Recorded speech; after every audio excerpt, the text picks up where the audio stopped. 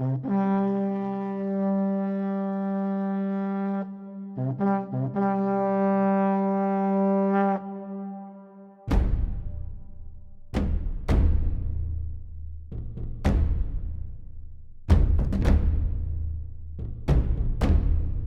everyone, this is Serious Trivia, welcome back to Subscriber Game, and we pick things back up from round 1 with our day 2 of action, starting with match 3 between Cestiles and SovietBear. So on the green side, we have Cestiles leading the charge with Sima Ying from the 8 Princes, not a frequent general we see here in multiplayers or even in the game really.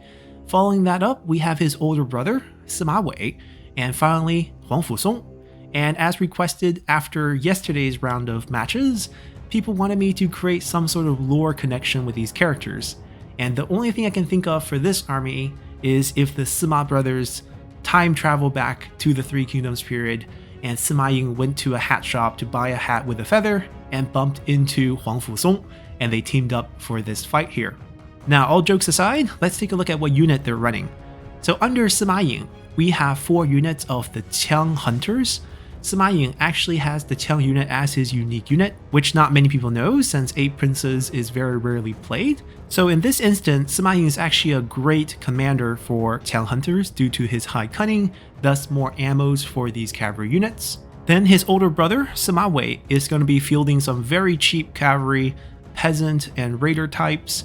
Nothing to really talk about because most of the money obviously went to the Qiang Hunters, which are all level 5, and also the 6 unit of Defender of Empire under Huang Fusong, which are unbreakable spear guard-like infantry that are all rank 4 here.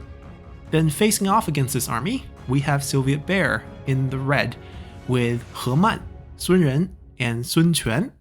So in this case, I'm going to assume that He Man ran away after his fictional defeat against Cao Cao's faction, went south, kidnapped the baby versions of Sun Ren and Sun Quan, and raised them himself until they're ready for this fight. And looking at the army composition, we have 4 units of Militia of Virtue, which are also unbreakable spear infantry. Now obviously they don't have a shield, so if the Qiang Hunters are able to land some shots, you could deal pretty decent damage, and they're also half unit size, so not a lot of unbreakable units on the right side compared to the left, which has 6 full units of the Defender of Empire. Then following that up, we have 2 Jadzi Riders for some melee cav, followed up with a mixture of Lance Cavalry and Militia Lancer Cavalry, with only 1 rank up on the cavalry, probably because of excess fun, and it's a pretty full army. So with both army introduced, let's jump into battle and see how this plays out. Alrighty, so we load into the battle, and first thing we do is switch to tactical view and take a look at the generals in deployment before jumping into the fight.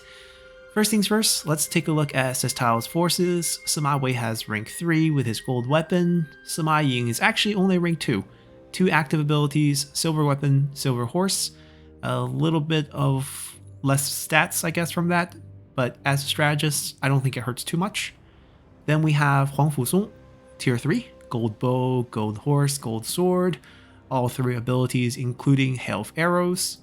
Then looking at SovietBear, He Man's tier 3, also hail of arrows. Sun Quan is only tier 2 as well, so he's missing one of his unbreakable skills, but he still has Stone Boric, he just doesn't have the one that boosts melee evasion. Sun Ren's also tier 3, so actually a lot of bows and range abilities on this side. Wonder how they're going to be used. We also see a little bit of guerrilla deployment behind enemy lines. They're not hidden though, they're quite out in the open with 2 unbreakable Militia of Virtue just harassing from behind. It's actually interesting to put infantry behind because it takes them quite a while to get into the battle, and if the forces just keep moving forward, they might not even participate at all, or if this force just dives on them, nothing can really help them. All the cavalry sitting right here, well, Cestiles' forces, I don't actually know how to say his username, but we have him laid out together right here. Cavalry's on the flank, infantry in the middle, and his harassing range cavalry in the front here, which I'm sure is going to march out and do some damage. And because they're under commander, they actually get fire arrows, something that they don't have when under Ma Chao or Ma Teng. So they'll be able to light a few units on fire, light some of the trees on fire. I actually had to zoom out quite a bit because they're deployed quite far away. But we'll zoom in a little bit. We'll look at the tactical view and also the map until the action gets heated. So let's get started here and see who comes out ahead. So first things first, both sides just taking stock. They're also checking out the generals. Hopefully, that's what you really should do. Take a look at what you're up against. Don't be impatient. So this group is just going to sit still. I believe they're hidden. Maybe not, actually. Let's see. No, they're probably hidden. We can't tell. There's no marker here that'll let us know. But looking at the floor setup, I believe they are hidden. So I guess they are also hidden. There are enough trees here. Surin's going to come out from behind. The thing about guerrilla deploying your generals behind is the enemy side will not see one of your generals and get suspicious. You have to know that both sides are deploying blind, and this is actually a huge waste of arrows. You should have either turned them off or move them up, because non-crossbow fire is really not going to do much to generals. Alright, he's trying to catch him off guard with a charge. You should turn off the fire. The cavalry's going to get slaughtered by friendly fire. No! So this one lost 1 unit, this one lost 3, this one lost 1, this one lost 3, this one lost 5. This one's breaking because of the fire arrows from your own units. That's very unfortunate here. Most of that is friendly fire. Surin took a lot of hits. If they didn't lose the morale because they're very, very weak peasant raiders, well, the front line is... oh no. The range cavalry is now getting hit by enemy shot cavalry. That is not what we want to see. They actually should have drawn them back. We have the range block chance going up by Sun Quan here, so they're not actually going to get hit by those archers. Now they're just pulling away. Very smart microing here, going after generals, which are caught off guard. And we got Wisdom of the River from Sima Ying, of course. But who's going to be doing damage, right? A lot of that shot cavalry, they're still coming after over here. Can't catch up to the general. That's the thing. These 2 infantry are not doing anything, though.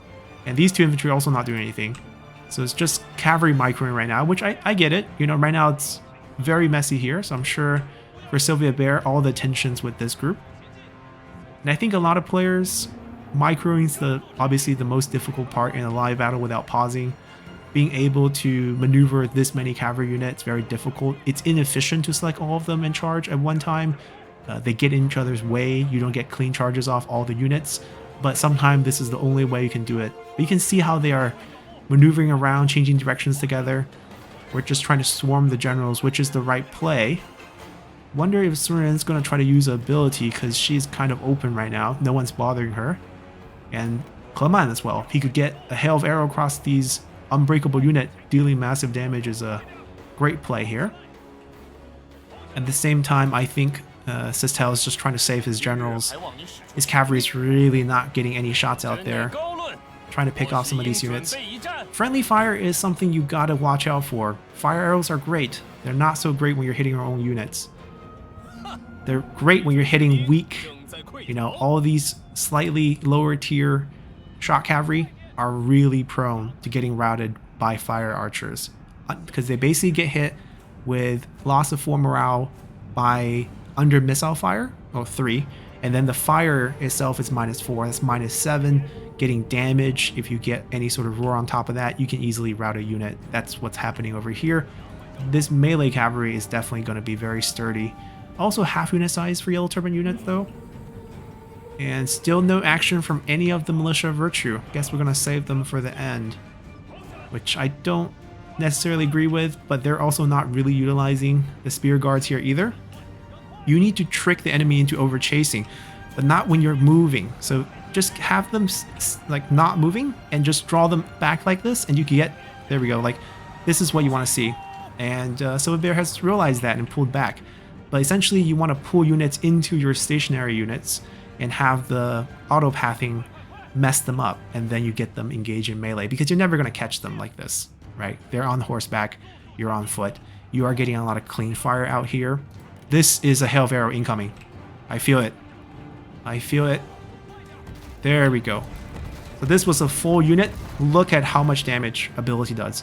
So the counter to most spear units in multiplayer are general abilities. They're usually very clumped together, whether it's hail of arrows, whether it's, you know, Flame of the Phoenix. works equally well. So unbreakable unit, definitely weakness is against generals. The main issue right now is no one's able to touch these town hunters, which is making all these cavalry units suffer quite a bit. I guess one plan that SovietBear could try to utilize is just navigate a general into the range to trick them to fire at the general. And that way you can waste some of their ammo because they're currently just on auto fire. Sima Ying is routing off field. Very sad. It's what happens when you're not tier 3, but money had to go somewhere and he put it into units and rank up, which is totally understandable. Now these weaker cavalry, even though they will route easily, they will bounce back a couple times. So he's getting them back into line now. I think the biggest challenge for SovietBear right now is figuring out a way to clean out these spear units. And the trick is going to be abilities. So if Cestiles realizes this, he should scatter his line instead of just selecting all of them and putting them together like this. Because if he manages to get even one good hail of arrows, you're losing so much value. And once again, the range units got out front. But they're about to run out of ammo anyways, but they're not getting any infantry support, so they're just getting slaughtered right here. Sima Ying's coming back. And finally, Militia of Virtue starting to move. Maybe into a flanking action against the cavalry. I wonder if SovietBear can pull them out. Oh, hail of arrows. Against cavalry, a little less effective, just because there's less units to hit. If he... Ooh, friendly fire. A lot of damage so far by Cestiles has been friendly fire from range. He could have turned around and hit these as they marched up. That would have been a better choice. But overall, because of the yellow turban presence and the half units, ooh, look at that. That is murder right there. There's not a lot of targets for hail of arrows to hit. Let's see if Sima Wei can turn this around and maybe kill Sun Quan here. He has a very good weapon in that axe right there, Eater of Courage. Just don't know if he's able to use it. He has Flame of the Phoenix, Blinding Fury. There's not going to be a lot of dueling. Sima Ying came back to do ability. Very useful before getting killed, or routed off the field this time. Completely routed. Not going to come back. And did he die? I thought he just routed. I saw him on the... Oh, he didn't make it very far. He died. The cavalry is sticking on generals, which is very good. Unbreakable spear units versus unbreakable spear units. Trying to chase down enemies with town hunters, which are now just regular cavalry. Decent enough damage. They're not the worst. They have a glaive. They actually have a small bonus against cavalry. I think 5 points versus like the 7 points or 9 points with spear or zi. And the spearmen getting right here on the cavalry. These cavalries are going to be dead very, very soon. So those two spear units from the backside here finally came and became useful. This group is just buying time. I don't know how many charges Huang Fusong has, but I only saw one use. Is this the third use? I seen He Man shoot it twice. Excellent. He Man got so much value from those 3 shots. The number of you know, unbreakable spear unit he took out, 2 full squads basically with those 3 abilities. All well clustered too. Now, I didn't see Sun shoot any of her heart piercers, but maybe I just missed it. But they're focusing on generals rather than unbreakable units, which is what you want to do. Once you kill them, you can grind out the unbreakable unit with general abilities, because you have Flame of the Phoenix, right, on cooldown. That's a very short cooldown, so as long as Huang Fusong dies, and say this cavalry dies, no one can really resist. So there's another cavalry right here. So right now, if you are playing as the green, Cestiles, you want to kill Sun. Oh, she used it on air.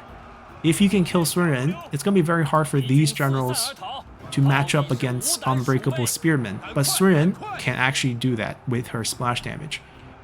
But unfortunately, there's just not much left that could kill Sun. So I think overall, if this persists, with the number of unbreakable units still left on both sides, if Sun just can keep herself safe and wait for her cooldown to come off, she will do quite a bit. Cavalry, ooh, don't break. Ooh, this might be the turning point. Sun Ren's breaking off. We know He Man shot all 3 rounds. Sun Quan dismounted after charging to spear. He doesn't have anything that can help. He's just basically a lone swordsman against all these spear. He Man does have a splash ability, but it's a cone-shaped one, so it's not exactly efficient. They're still units. So if these units can join the fight here, it's close. There's not a lot of units in these groups. And these are full, basically. And he still has some cavalry for flank. Ooh. Huang Fusong got back and used his bow. He dodged it, though. The zigzag right here. Oh, stop moving. He's also bringing his bow out. He has a gold bow, too. Oh, how does he have another one? Is it 4 uses? But the value, the suicide, too. But, like, there's not that many militia virtue left. Well, that was great. And he also used his surprise attack, which increases not only melee damage, but also, I mean, fear doesn't matter at this point because everyone's unbreakable. I wonder if Huang Fusong is probably going to get hit by the fear if he gets too close to these units. These two, but only these two got the buff. These are stalling over it because it's hard to kill every single one, which is the tricky part about the unbreakable unit. This is probably just forgotten because his camera's probably just focused heavily on these fights and just doesn't know this unit has bounced back already. Alright, Huang Fusong is gone. I don't think he's coming back from negative 79. Ooh. I mean, He Man did his job. You can't complain about He Man. That is amazing. And I think Hail of Arrow is actually 4 uses.